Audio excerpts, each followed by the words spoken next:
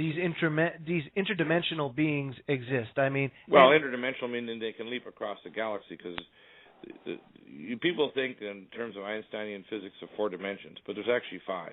Right. The 4th dimension is space-time, and the 5th is what's called a vortex or torsion field.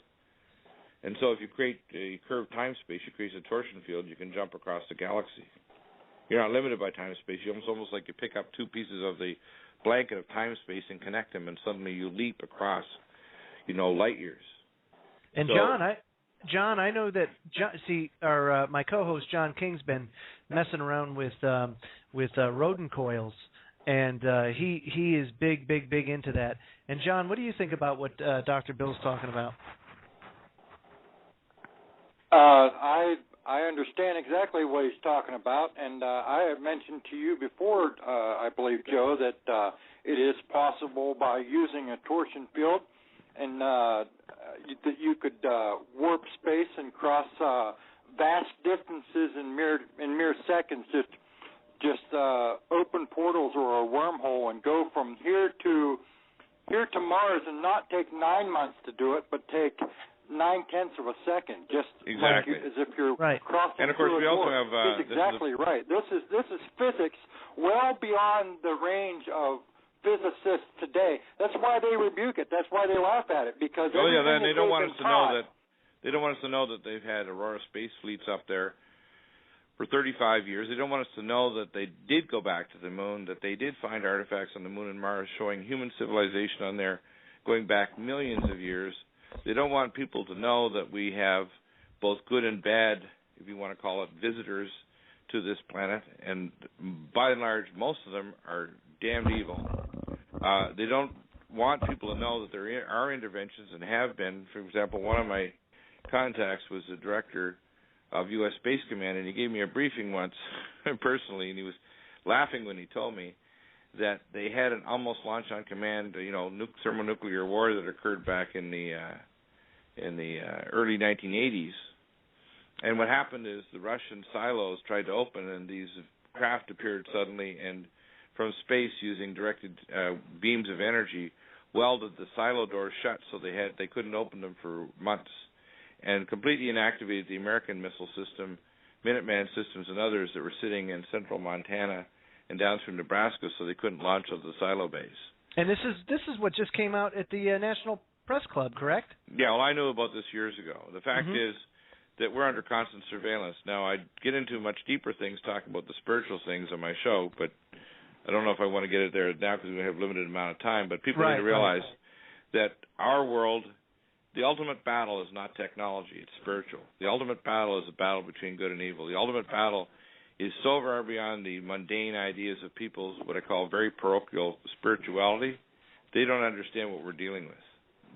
They don't understand the range of intelligence and beings and technology. But the ultimate battle is a battle between good and evil. And it's really very intense. And we're coming to the crux of it in the next few years. And it's either a decision of whether our civilization will advance and leap across the stars and communicate with advanced civilizations with major life extension, limitless energy and information technology, or whether we'll extinguish ourselves in a conflict that's energized by powers of evil that want to control us and use us as the shock troops to be a plague to spread across the galaxy, destroying other civilizations and literally, if you want to call it, become a plague on the cosmos. How's that? That's amazing. Hey, now, John, this is your forte, so I'm going to let you take the conversation for a second while I clear up a little technical difficulty on my end. So go ahead, John. Oh, okay. Thank you. These grays that they supposedly say exist, they say that they're on their way. I saw pictures of them on YouTube videos that they're headed straight towards Earth, and their craft is just outside the orbit of Pluto, and they'll be here sometime in mid to late October. Have you heard anything about that? No, but they're already here. I mean, one of the comments was made to me by one of the senior engineers who happened to be a Canadian working in the Black Forest in Germany about 4 or 5 years ago.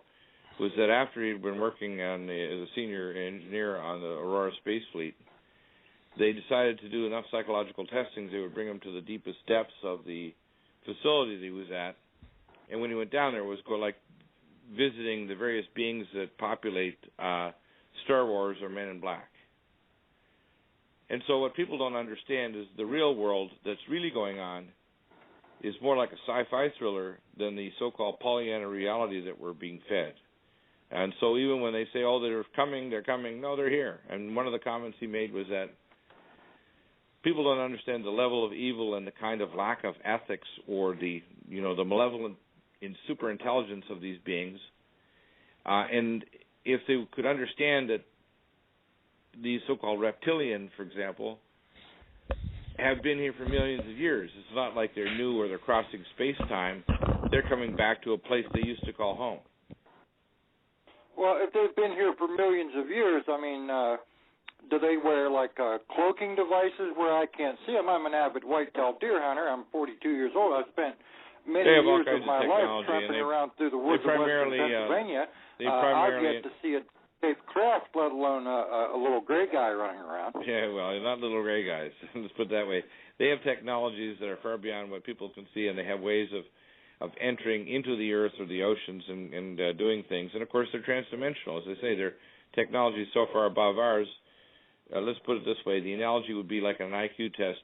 We are as to cockroaches as they are to us.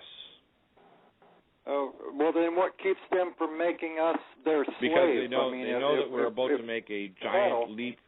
We're about to make a giant leap in the cosmos, and we are being shepherded by, if you want to call it, handmaidens or midwives, to our great leap in our cosmic, if you want to call it, evolution or transformation, and to form a sense of literally gods or super beings, beings that we would otherwise think if we visited us like Quetzalcoatl, thinking of us as gods. You just think of human beings with the advanced space technology, information technology, and energy.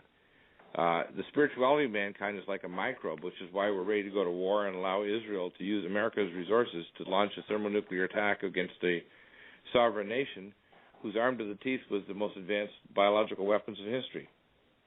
This is suicidal. So when we make this giant leap into the next evolutionary stage of humanity, December 21st, 2012, I'll go to bed John King and wake up December 22nd, 2012, and I'll be John King. I'll think I want to be in Hawaii, and I'll materialize on the beach of Waikiki as a god.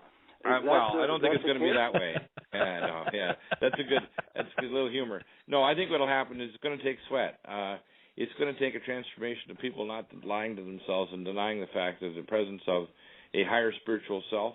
They're going to also start for people to realize they're not alone in the universe, that we are the newcomers in a sense to the galactic scene, that we have failed before and we've destroyed our civilization. There's evidence that we suffered a thermonuclear, biological, and chemical war probably between 12 and 14,000 years ago that destroyed human civilization on this planet, and a remnant of us crawled out of the muck and managed to raise ourselves over the millennia, and to now the point where we're ready to destroy ourselves again.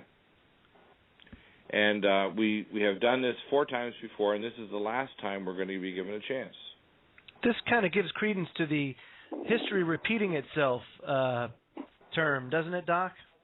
Yeah, and the fact is that we have to understand things like, for example, what's in the Bible is actually true, but people don't understand how to interpret it. They don't understand when they see movies like Star Wars and Men in Black and so on, they're getting little snippets out there because the globalists know a lot of these things, and they think they're playing a big joke on us because it's in plain sight. Question for you, Doc, and this is from the chat room. The question is simple. Are we aliens? Well, alien to where? Right. I mean, alien to where? Let's put it this way. If you look at human chromosomes and you look at our genetics, let's say you're a genetic scientist coming from another world, and you look at humans compared to other what's called primates. We're not a primate. Now, we have genes that are analogous to primate. We have genes to do this and that. We have less genetic material than yeast that makes bread. Okay? But we have what's only 7% of our genes called for alleles or proteins, and 93% are holographic. Human beings have got a fusion of the third and fifth chromosome that are present in primates, and all of the centromeres in our genes are eccentric, meaning they're not in the center of the two chromatid lengths. There's an eccentric, one set are long arms and the other are short, which means a total rearrangement of every genetics is a sequence in humans. So it means human beings are not even distantly related to primates, but we look like them. I mean, distantly, right? Right, like sure. apes and whatever. And we have 23 genes that are called, and this is the actual term for them, alien DNA, which isn't analogous to any genes in any primate ever. The fact is there's evidence that human beings have been around not hundreds of thousands of years, but probably millions. It means, where are we from? I don't know. We're from here now. Right, and it kind of gives credence we're to from here now, which means how long ago now? I mean, there's evidence that if you look archaeologically, there's evidence that there's human activity going back millions of years, not thousands or hundreds of thousands, and that human beings and quote possibly their progeny or relatives might be quite common across the cosmos. And I got one last question for you, Doc, and that question is, what are your thoughts on Planet X? Well, they call it Planet X because they want to think of it as a planetary object. And they look at Tycho Brahe, the original astronomers several hundred years ago that looked at the perturbations of Uranus and Neptune. Planet X is a fact. It's called the Destroyer. It's a dwarf star that's returning. Our star system is actually a trinary system. Over 74% of the star systems in our galaxy or cosmos, 74 in our galaxy are binary, and about 13% are trinary. So it's very common. By definition of a star, it's an object that either could have become a star and didn't, became a dwarf star, or it's an object like a planetary object that gives off more radiation in a certain part of the spectrum than it receives. So by that definition, Jupiter is a star. It's not a planet. It's a star and a planet because it gives off certain bands of radiation because of its nuclear reactions in its core that allow it to give off more X-rays and more infrared radiation than it receives from the sun. We are in a trinary system. This object has a hyperelliptical orbit that probably is somewhere around 50 to 100 times the diameter of the solar system out to the Oort cloud, and it's below the ecliptic and comes in at an angle between 70 and 90 degrees, and it does it on a regular cycle. And that's why they put up the Pioneer spacecraft. That's why they put up all these advanced systems like the IRAS and SOHO and the recent Chandra X-rays telescopes to watch this, and the South Pole telescope and so many other sources. So I was very skeptical for years, researched the heck out of it, and at the end of it I said, I can't dismiss this. This is real. By next year, according to all the experts that I've talked to, probably next year, perhaps the year after, but by next year it's most likely that the people in the southern hemisphere with a backyard telescope will be able to see an approaching object. If they know which part of the sky to look at, they'll be able to see this approaching object below the ecliptic, which is the solar plane of the planets rotating around the sun, coming into the inner solar system. And you'd have to be in the southern hemisphere for that, correct? You can't see it unless you're in the southern hemisphere in the Australia, New Zealand, or South Africa. Wow, that's great. You know what, Doc? And I hope that perhaps in the near future I could have you back for 2 hours, because this is just, God, we could fill days talking about this. Well, if you listen to my stuff. show, and all the archives are free. Go to NutriMedical.com, and of course I have the best nutraceuticals and anti-aging and civil defense things in the world. NutriMedical.com, and our order number, if they want to call for questions, and I do consults free, by the way, anywhere in the world to teach doctors, is 888-212-8871. That's 888-212-8871. The two websites are Nutri, N-U-T-R-I, medical.com, and Clay, CLAYANDIRON.com. They say be skeptical, keep your skepticals on. But once you find out the truth, get mad as hell, and don't take it anymore, just like the movie network. That's right. And Doc, what a treat, and thank you for coming on the show tonight. Folks, on the next hour, and actually the next 3 hours, is going to be Dr. Waterman. We're going to have Dr. Waterman on from the 9 to 10 o'clock hour, and then he's going to be doing his own show, his first show on the network, and I'll be there with